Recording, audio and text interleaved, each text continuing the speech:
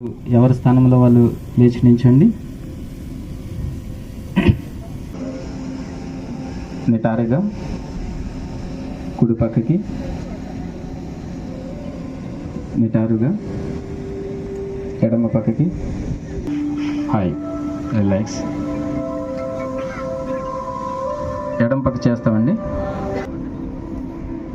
1 2 3 4 5. Relax. చేతుల పక్కకి. మరొకసారి చివరిసారిగా శ్వాస తీసుకుంటూ పైకి, వదులుతూ కిందికి.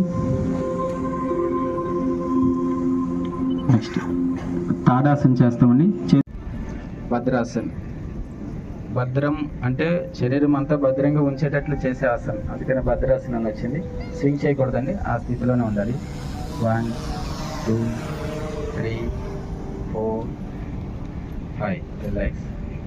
సరే, కాల్ స్ట్రైట్గా పెట్టుకోండి.